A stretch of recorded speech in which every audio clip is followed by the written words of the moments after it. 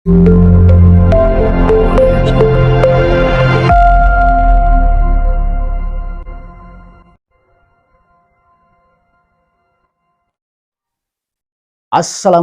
warahmatullahi wabarakatuh, pelutus yang berbahagia dan para sahabat di seluruh Indonesia. Semoga hari ini dalam keadaan sehat walafiat dan bisa menjalankan aktivitas dengan baik dan lancar.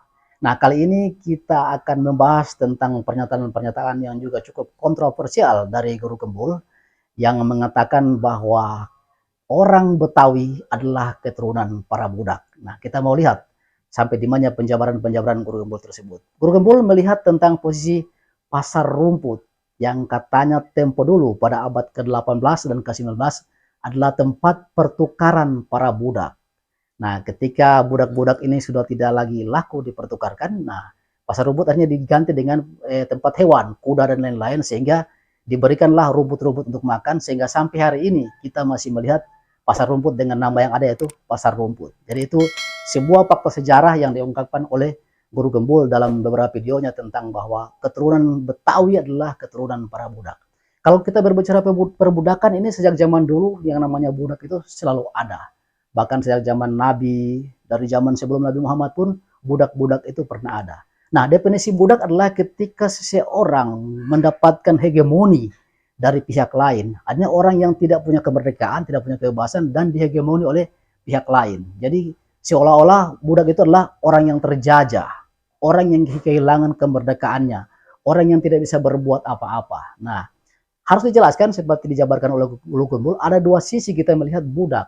Yang pertama, seseorang menjadi budak karena keterpaksaan. Misalnya dalam dunia yang ada, dalam misalnya zaman-zaman kerajaan yang dulu, ketika sebuah kerajaan menaklukkan kerajaan yang lain, maka kerajaan yang takut itu banyak orang-orang yang masih selamat, para bangsawan-bangsawannya atau orang-orang yang dianggap istimewa, itu lalu ditawan dan menjadi budak. Nah, ini posisinya terpaksa karena mereka hak-hak kemerdekaannya telah dirampas oleh karena kalah perang. Itu yang terjadi. Itu terjadi di mana-mana, di negara Asia Tenggara sampai ke Indonesia bahkan Nusantara. Yang namanya perbudakan itu berada. Jadi pertama karena hak-hak dia dirampas. Jadi ketika misalnya kalah perang atau terjadi serbuan dari suatu negara ke negara yang lain. Jadi perbudakan yang muncul karena keterpaksaan. Misalnya ada gempa bumi atau bencana alam yang orang-orang hanya kehilangan segala sesuatu, akhirnya dia menghambakan diri menjadi budak pada orang-orang yang dianggap sanggup memberikan dia kehidupan atau bertahan hidup. Nah, sementara ada tradisi perbudakan yang ternyata tanpa paksaan. Orang-orang bisa menjadi budak atas kemauan dia, seperti yang dikatakan Guru Gembul, misalnya tradisi di Aceh.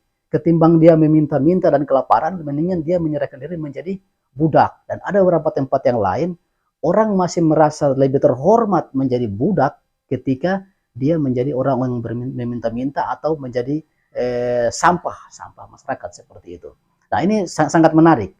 Nah, Guru Gembul coba menjelaskan tentang ternyata Jakarta yang gemerlap tersebut yang dianggap dari keturunan Betawi itu adalah keturunan para budak, dimulai dari Portugis, kemudian Belanda seperti itu. Jadi ada pertukaran-pertukaran penduduk itu, misalnya yang kalau kita tahu misalnya perdagangan rempah-rempah, bahkan bagaimana perkebunan cengkeh di Maluku lalu mendatangkan banyak para budak di Jakarta untuk bekerja di perkebunan-perkebunan teh. Dan Sungai Ciliwung, tempat dekat-dekat Manggarai tersebut adalah saksi bisu di mana di sana tersebut adalah pertukaran-pertukaran para budak.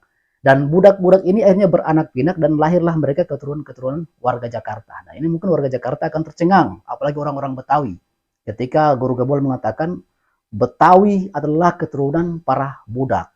Nah, ini perlu kita jabarkan, perlu kita telusuri. Seperti kata tadi Guru Gembul bahwa ada budak karena terpaksa, kemudian ada budak karena tradisi dan kemauan seseorang, tidak terpaksa. Jadi kalau terpaksa tadi misalnya yang karena mendapatkan bencana, kemudian orang yang kalah perang, apakah tentara atau kerajaan yang ditaklukkan, lalu orang-orang yang kalah tersebut menjadi budak. Ini hegemoni satu pihak pada pihak yang lain. Nah, ada yang dengan sukarela serta merta menjadi budak tanpa dipaksa, tanpa hegemoni.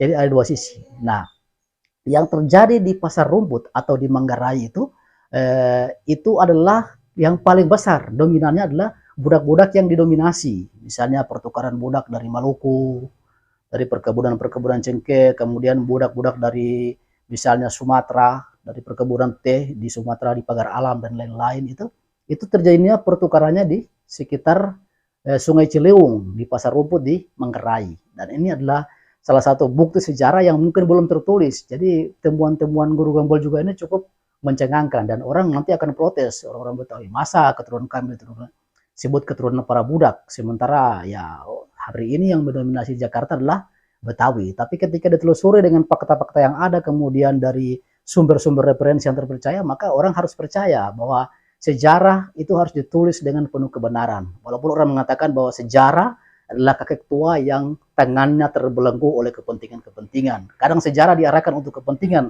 siapa yang menulis sejarah. Tapi kali ini mungkin Guru Gembul mencoba untuk bagaimana kritis, bagaimana jujur tentang sejarah yang sesungguhnya. Jadi sejarah yang sesungguhnya bahwa yang namanya Manggarai, yang namanya Sungai Ciliwung, yang namanya Pasar Rumput adalah tempat-tempat bersejarah di mana transaksi perbudakan sedang berjalan sekitar hampir 300 atau 400 tahun lamanya. Kalau zaman Portugis ya itu abad ke-15.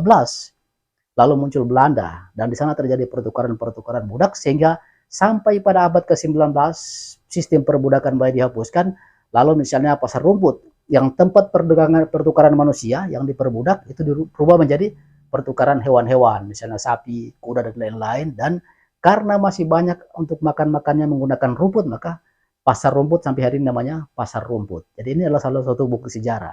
Jadi menarik ulasan-ulasan dari Guru Gembul ini, bahwa sehingga kita tahu kenapa sampai penjajahan ini cukup lama berlangsung di Nusantara. Jadi ternyata di pusat area penjajahan, kemudian pusat peradaban Nusantara yaitu di Batavia, itu ternyata di sana terjadi hegemoni para budak. Jadi ini salah satu alasan kenapa sampai 350 tahun. Nah, misalnya orang-orang Batak mengatakan, kalau kami cukup aja dengan 3,5 tahun, Sisingam-Karaja langsung berontak melawan dan kami merdeka bangsa Batak, seperti itu. Nah, sementara di tanah Jawa penjajahannya sampai 350 tahun. Ternyata sangat kompleks karena Jawa ini adalah spektrum yang tempat bertemunya para pihak, para kepentingan dari seluruh pelosok-pelosok Nusantara, sehingga cukup lama penjajahan yang ada. Dan penjajahan itu adalah juga bagian dari perbudakan. Nah, yang seperti dikatakan tadi bahwa perbudakan ini ada dua sisi yang harus dilihat. Pertama, budak karena terpaksa, karena keadaan, karena misalnya dia menyerah. Kemudian budak karena ada yang mau memperbudak diri, dianggap sebuah tradisi, lebih terhormat menjadi budak ketimbang dia menjadi orang yang kelaparan atau mengemis, seperti itu. Seperti di bangsa Aceh, dan mungkin bangsa-bangsa lain di masa lalu. Sehingga cukup menarik dari ulasan Guru Gembul ini, dan ini menjadi sebuah catatan sejarah, menjadi sebuah temuan-temuan pendidikan yang juga harus digali dan ditelusuri. Nah, untuk kita bisa melangkah ke masa depan, jika betul Betawi adalah keturunan para budak, nah ini ketika dapat ditelusuri, nah, kita mau melihat di mana sisi lebihnya, di mana sisi kurangnya, sehingga itu jadi dasar pijakan sejarah untuk bisa melangkah ke masa depan. Pelotus yang berbahagia, mungkin hanya ini yang bisa kita sampaikan. Semoga bermanfaat. Billahi taufiq wal hidayah. Wassalamualaikum warahmatullahi wabarakatuh. Kinata.